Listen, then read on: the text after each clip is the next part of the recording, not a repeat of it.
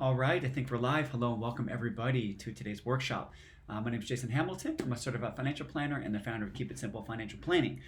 And if you know me, you know that I try to keep this page and this group completely free of politics if at all possible, right? Because at the end of the day, that's not really something I want to have people fighting about. Everywhere we go is politics. So my goal is to try to keep this kind of a clear place where we can keep politics out. The challenge sometimes is we can't help but have to integrate some political matters because there's things that come into play like taxes, right? And so specifically, there's something coming into play right now called the payroll tax cut or payroll tax holiday that President Trump is proposing. And what this means is we would have a temporary and possibly a permanent break from paying the 6.2% payroll tax that we pay into Social Security, so that in retirement we can have Social Security income coming in as a guarantee. So for those that don't know, there's already problems with this program, right? Most people are already aware that after 2034, the program is scheduled to have to take some sort of cut. Estimate is between about 21% to 24%. And that's likely going to happen unless there's changes made, regardless of what we're talking about right now. So the thing that people are very concerned about is that the president is talking about not only taking a holiday from this payroll tax cut for the rest of this year, but also potentially eliminating it in the future. So my goal is to just try to make this conversation as fact-based as possible, okay? Obviously, we all have our biases, but I am going to try to make this as fact-based as possible. And I'm just going to share with you some numbers. I'm going to share with you what he actually said, because I think a lot of people are, not talking about the truth on both those things. And then we're talking about the actual numbers from the 2019 budget, and look at how this could potentially impact you, in the future as a retiree that's expecting Social Security. So I'm just going to pull up my page here and make sure everything is coming through okay. If anybody can let me know if the sound's off, I would appreciate it.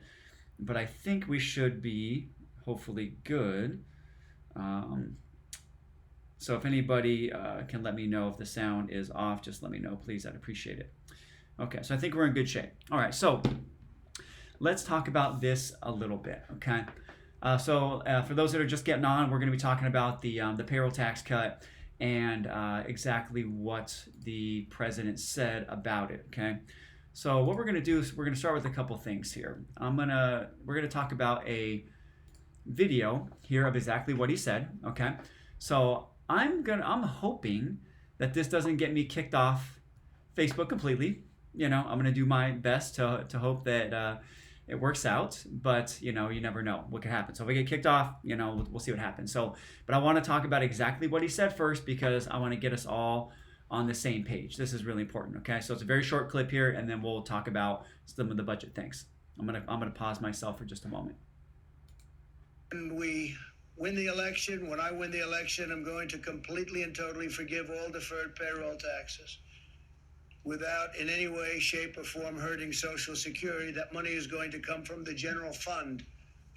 We're not going to touch Social Security. I said from day one that we're going to protect Social Security. Okay, so hopefully that came through okay. So pretty clear that there's a lot of articles going around that are saying that the president's intention is to completely eliminate Social Security. Okay, that's not his intention. But I'm going to show you some numbers, and the numbers have me a little bit concerned, to be honest. So we're going to walk through some of that.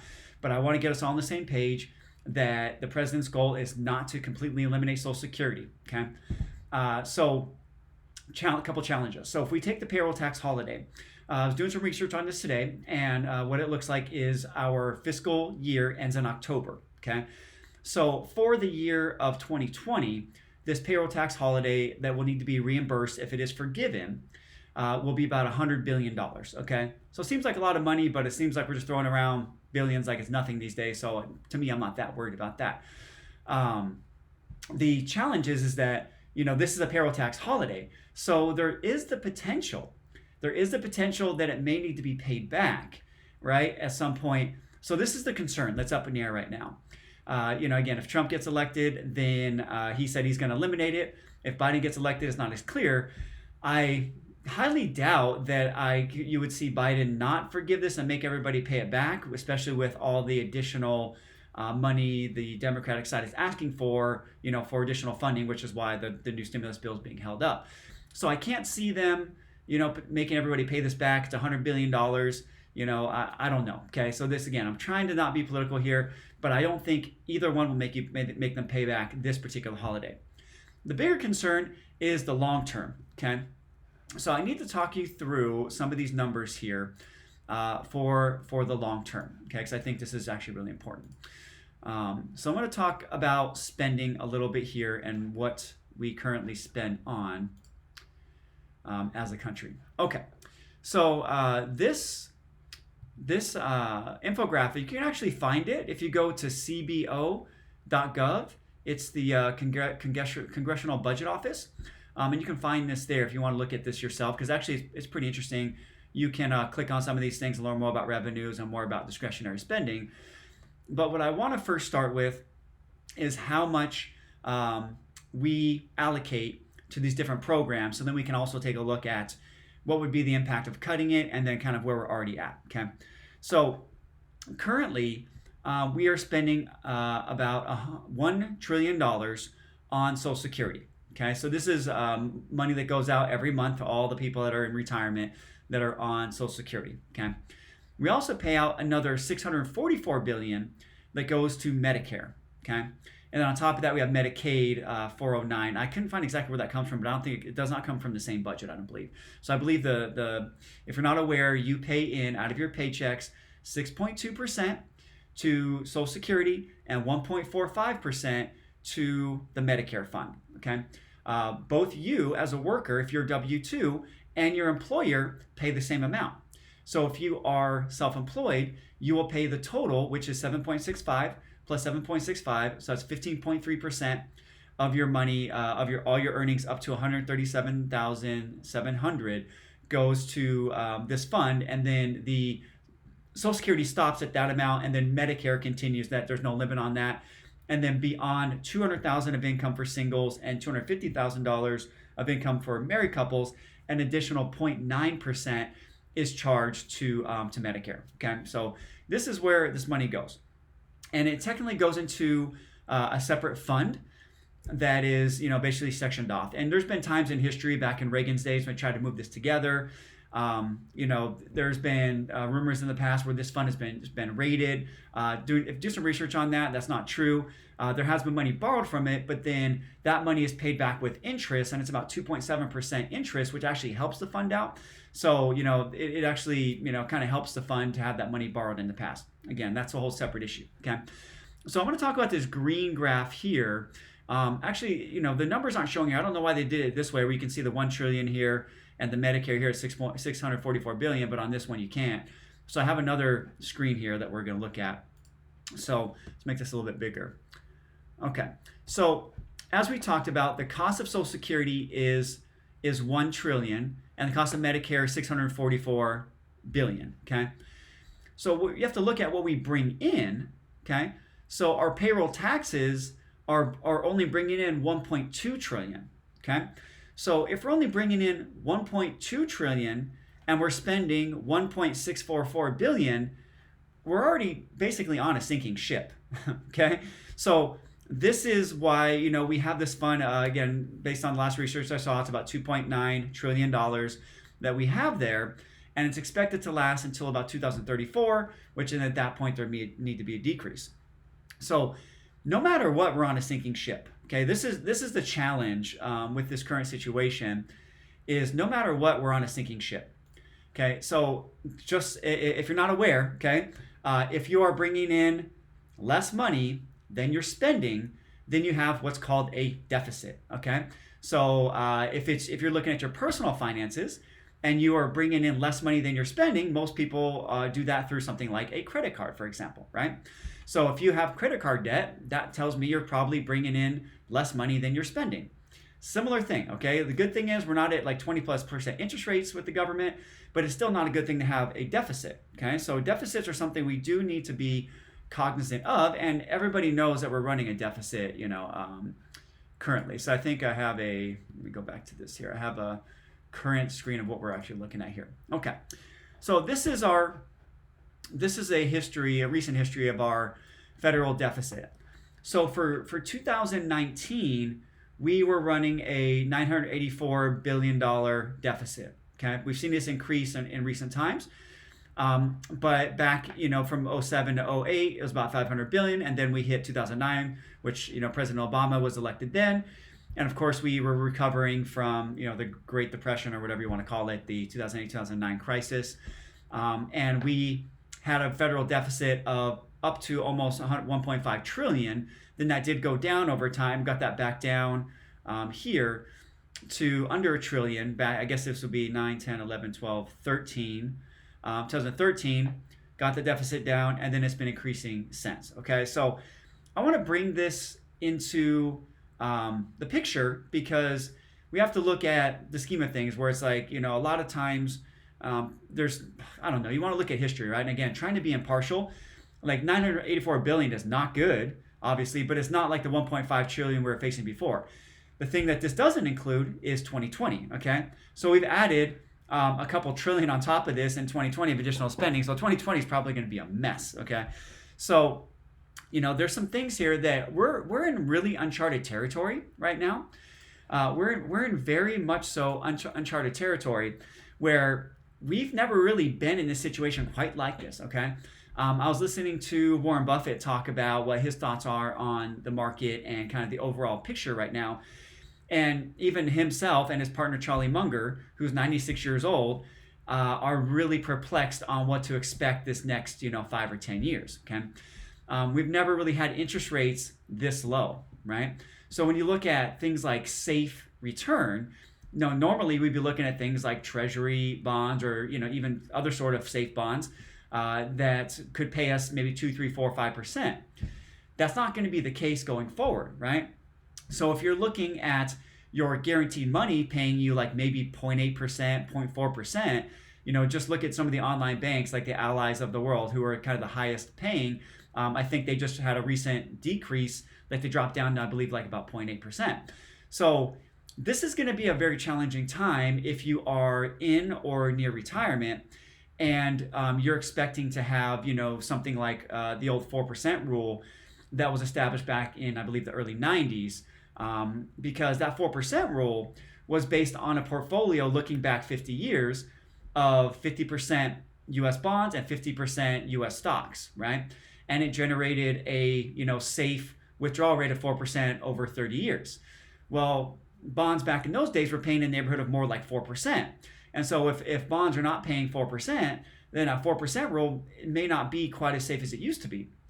On the other side, we've dumped in tons of money. We've dumped in, trillions of dollars into the economy that, if you look at what's really going on with consumer spending, there's some interesting things happening. So I don't know about the whole nation, but I look at California quite a bit. And when it comes to California, an interesting thing to look at is the amount of, like, where the jobs were lost, for example, okay? So actually, the majority of people in California are still working. There are a lot of people that have been impacted, but the biggest majority is in the leisure industry, okay? So again, this is according to what I was reading and listening last night, but the nation, on average, the leisure industry, so you think like, hotels, restaurants, that type of thing we use for travel or going out, kind of discretionary spending for the most part. Nationwide, that's about 12% of, the population, 12% of all jobs. In California, it's about 14%. Okay, so we have a higher than average leisure industry here. The people that work in that industry, the majority of them are, unemployed at this point, and they are collecting on the federal unemployment. Okay, up to this point, they have lost I think it's $400 million in income, if I'm correct, $400 million in income, but they've received $600 million in income between the state and the federal subsidy, right? So they've actually brought in more income than they've lost, during this time, because the average leisure worker makes about $30,000 a year. So this is a really interesting time, And so when it comes back to the payroll tax cut, the goal of the president is to have people reinvest in their businesses, so business owners reinvesting in their business, having people increase spending, and his goal is to increase spending and investment in business to grow the economy enough to where the money that we're going to be not contributing to the Social Security fund will be taken out of the general fund to then fund Social Security. Okay, so this is not going to be something that like blows up overnight or anything like that. But if this does not work out, we could definitely have some problems with Social Security. So this is where it gets a little bit scary, right? So let me go back to my chart here for a second. Let's go back to my chart, not this one. Let's go back to this one here. Okay. So in this chart, it's a little scary in the sense that our individual income taxes bring in 1.7 trillion. Okay. Corporate income taxes bring in 230 billion. Okay. So now we're talking about just under like 1.9 trillion, not quite $2 trillion. If we lose 1.2 trillion off of here, we really have to bring in another 50% of taxes to cover this fully. Okay. So this is not something that's likely to happen in 1 year, right? It's not just likely to happen just right away. The annual spending on Social Security, like we said here, is about 1.1 trillion for Social Security and 644 billion for Medicare. So this is something that I think is, on the side of high risk. Okay, it's on the side of high risk. It's not something that looks like it's just going to easily work out. But is there potential for it to work out? I think the growth rate, we have to see a growth rate of somewhere between 5 to 6% for this plan to actually work. We saw 3% last year, and now looking with the coronavirus, this is going to be a dip. So, in all honesty, I'm a bit concerned that this is going to work out exactly as the president hopes, but they have made a commitment to continue funding Social Security. Okay, so what this could lead to is, if it works out, wonderful. As a business owner, I kind of think on how I would respond. That if I'm going to be given, receive, let's say 12.4%, because I got the 6.2, remember, that I have to pay for myself and then I have to pay for the business side. If I had 12.4% more money to either invest back into my business or to invest into my retirement, would I rather have that situation than have the government have control of it?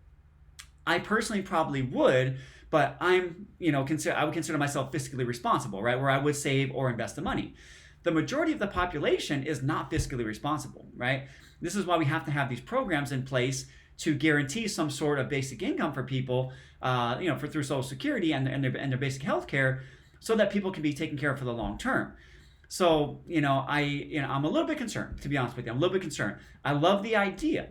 Of lowering taxes and giving us as citizens more control of what we choose to do with our money. The problem is the majority of citizens are not financially literate. They're not financially disciplined, which is why most people going into retirement, the average retirement savings is about $130,000. On my Instagram page and on my Facebook page, I was sharing some statistics just yesterday that if you're 25 years old and you put $200 away a month from 25 to 65, and you got the average return of the stock market, which is 10%, you would have just over $1 million at that point, right?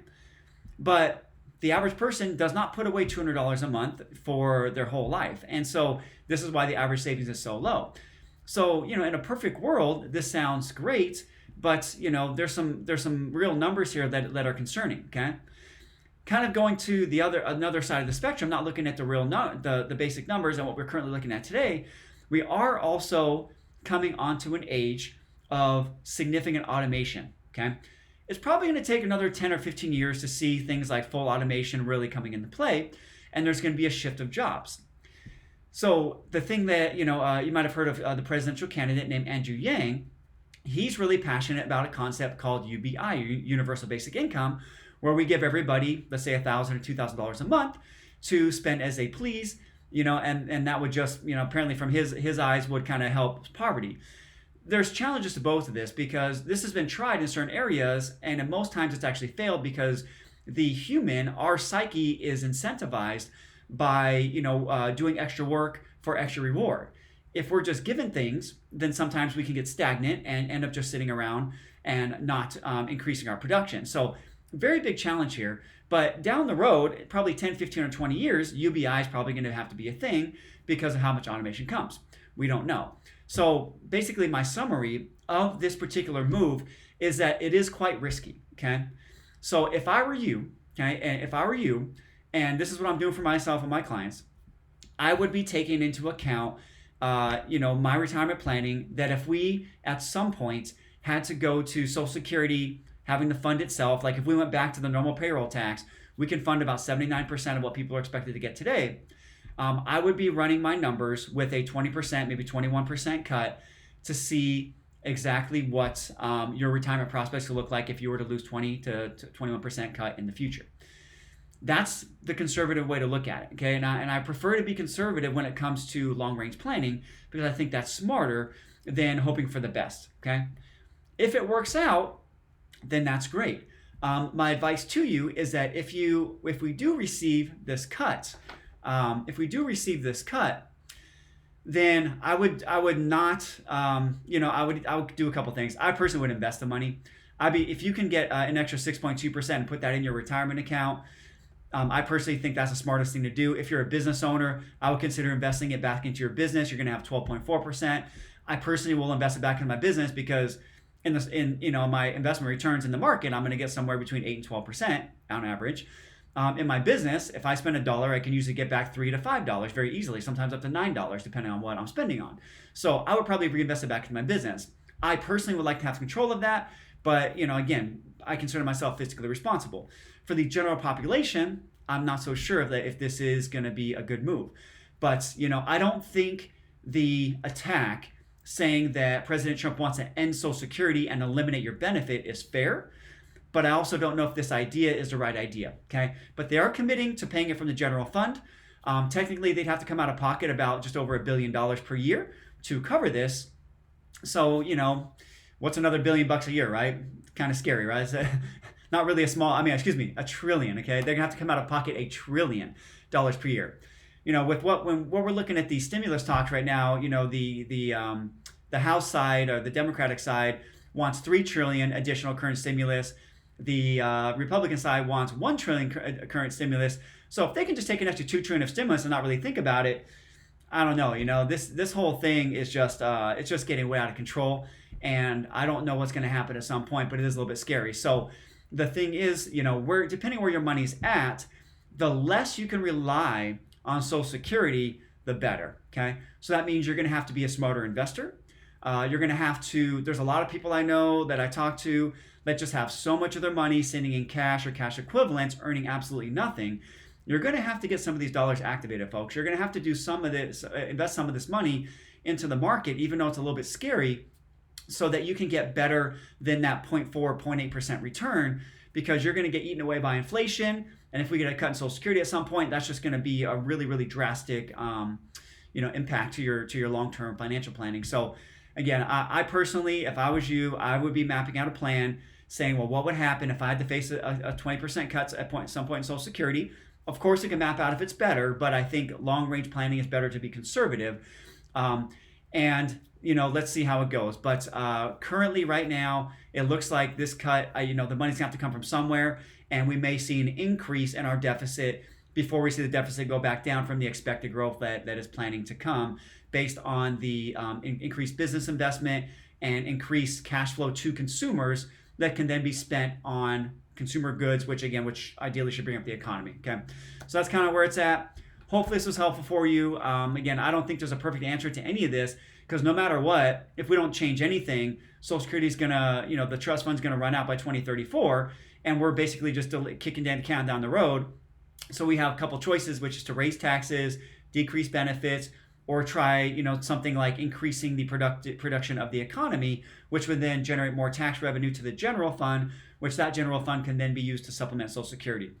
So that's what the current plan is. That's what our current president is looking to put into play. I hope this was helpful for you. And if you have any questions, please leave them down below. I'm going to check for any questions before I wrap up today. There are some questions. Okay, good. I won't wrap up quite yet. Let's see here. Okay. So Pat asked, do I still believe this won't affect people already on Social Security? Yes, I do believe this won't affect people already on Social Security. There has been basically zero times. I don't know of a time where retroactive, right, things have happened. I really think my generation, okay, I'm going to be 40 this year. I have retirement, what do you want to call it, 25, 30 years, something like that. I think they call them the Gen X, right? From like 78 until whatever, 78 to, I forget the age, 78 to 82 or something. But the Gen X and later, the millennials are probably going to be facing the cuts or the increases in full retirement age, because this is what they did last time, right? This is what they did, I believe, in 1983 under Reagan. They increased the full retirement age from 65 to 67. Pretty easily, they can increase that to 70 based on longevity expectations. I don't see that being unreasonable at all. But I really don't think it's going to affect the people that are already on Social Security. But I would still plan that if you face a 20% cut, what would your life look like? Would you still be okay? And come up with a backup plan to help you be prepared for that. Okay. Maria, should I take my Social Security at 62 now with this change? No, I don't think it's not gonna make any difference. The current administration is committing to funding Social Security, so they have not announced any cuts yet of any sort. So I still think you should plan on taking your Social Security based on the right time for you and your retirement situation. Okay, so you have to remember, Social Security is kind of your guaranteed floor of income. Okay, the higher the floor, the less money you need to generate from your assets to cover the difference. So if you can delay a little bit, sometimes that's better. Some people can't delay because of medical or financial reasons, so they take a 62. But if you are planning to take your Social Security later because it helps your financial plan be more confident, then I think that's still the right thing to do. But of course, you want to look at your situation on an individual basis. And I should mention, everything I talk about here is for, it's not legal, tax, or investing advice. This is just for informational purposes. Lupe says, I think if I had any extra money, I'm going to direct it towards paying off my mortgage instead of investing. It's kind of the similar thing, Lupe, right? Like you're going to get a guarantee, 3% or something at this point, 4% on your mortgage savings. The good news is you're paying down your debt, which at some point, if you have your mortgage paid off in retirement, you're going to need less money to live off of. So that is a way to add a little bit more security to your situation. So maybe not a bad idea for you. So waiting to take Social Security at age 70 rather than full retirement age, one is still looking at an 8% advantage. So let's say your Social Security age, Mary, is 67, okay? You get a delay of an 8% additional increase per year for every year you delay past your full retirement age. So from 67 to 68, you get 8%. From 68 to 69, you get 8%. And from 69 to 70, you get another 8%. So that's 24% potential increase in your bottom line benefit. So it's actually bigger than just 8%. It's 8% per year. Okay. So now that's what I have for you, folks. Hopefully this was helpful. I'm going to put up my website here if you want to discuss your financial situation, if you want to talk about running some numbers and getting a plan in place that if your Social Security was going to be decreased by 20% or more, what you would your long-term prospects look like for not running enough money to being able to do the things you want to do and to retire on the time frame you want to retire, then I'd love to speak with you about that. You can go to keepitsimplefinancial.com/talk, and you will find my calendar page there to schedule. It's a complimentary consultation, and I'll be happy to discuss with you there.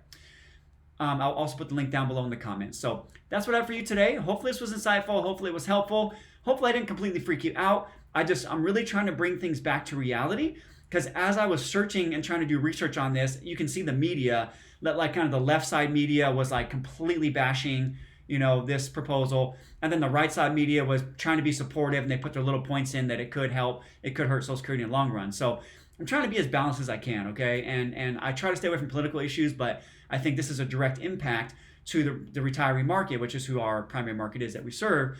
And I want to make sure I'm bringing you the best information that I can, the best insight that I can, and I want to give you the best way to think about how to plan your future to make sure you're in a good position or the best position possible based on your available resources, okay? So that's what I have for you.